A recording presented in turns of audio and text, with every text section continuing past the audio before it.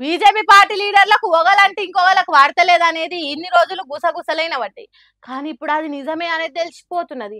ఇన్ని రోజులు బండి సంజయ్ ఈటెల రాజేందర్ పోరాటము కొట్లాట నడిచింది, కానీ ఇప్పుడు ఎంపీ రఘునందన్ రావుకు ఈటెల రాజేందర్ కూడా వాడతలేదనే సంగతి తెలిసిపోయింది. అట్లా అంటే రఘునందన్ రావు లాయర్ కాబట్టి మాకు వాడతలేదనే ముచ్చట ఎట్లా చెప్పగలుగుతున్నారని లా పాయింట్లు మాట్లాడతాడు, కానీ తెలంగాణ బీజేపీ కార్యకర్తలు మాత్రం ఇద్దరు ఎంపీలకు అరికీసు వాడతలేదని అనుకుంటారట.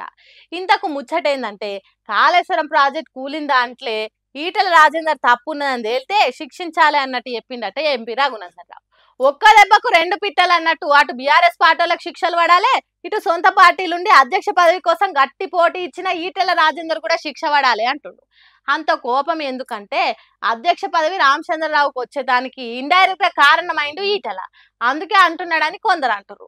అందుకే వెనక ముందు ఆలోచన చేయకుండా ఈటెల రాజేందర్ కు శిక్ష పడాలి అంటుండు. అయితే మెయిన్ గా బీఆర్ఎస్ పార్టీ లీడర్లకు శిక్షలు పడాలి అంటే అందులో భాగమైన సొంత పార్టీ ఎంపీకి కూడా శిక్ష పడేటట్టు చేసినామని చెప్పుకునే దానికి అట్లా అన్నాడు కావచ్చని అంటుర్రు తెలంగాణ రాజకీయం తెలిసిన జనాలు.